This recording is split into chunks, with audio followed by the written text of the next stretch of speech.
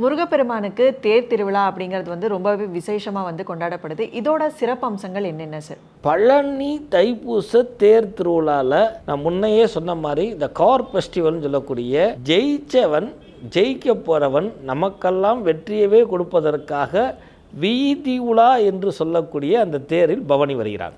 மனித உடலுக்கு எப்படி இருக்குதோ அந்த மாதிரி காந்த சக்தி தேவை. இது விஞ்ஞானம். இப்போது தேர் இழுக்கும் பொழுது அந்த வடம் அகப்பட்டது இருக்கும். அந்த வடத்தை பிடித்து நீங்கள் இழுக்கும் பொழுது உங்களுடைய ஆற்றல் அந்த செலுத்தப்படுகிறது. நம்ம நினச்சிட்டு இருக்கிறோம். ஒரு தடவை முட்டுக்கட்டை போட்டால் பின்னாடி போய் டொங்குன்னு இடித்தோடனே நம்மளாம் போய் கீழே விழுந்துருவோம். அப்போ கூட முருகன் இல்லைங்கிறவன், வணங்காதவன், முருகன் செய்யாதவன் அல்லது பலன் கிடைக்காதவன் எல்லாம் அவனிடம் சரணடைகிறாங்களாம். இது ஒரு பெரிய விஷயம்.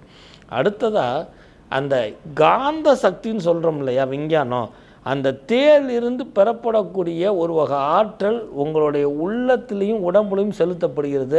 ஆதலால் வாழ்க்கையில் வெற்றி பெறக்கூடிய அற்புதமான நிகழ்வு. அதனால தான் ஊர் குடி தேரில், கோயில் இல்லாத ஊரில் குடியிருக்க வேண்டாம் அப்படிங்கலாம் நிறைய பழமொழி சொல்லி வச்சாங்க.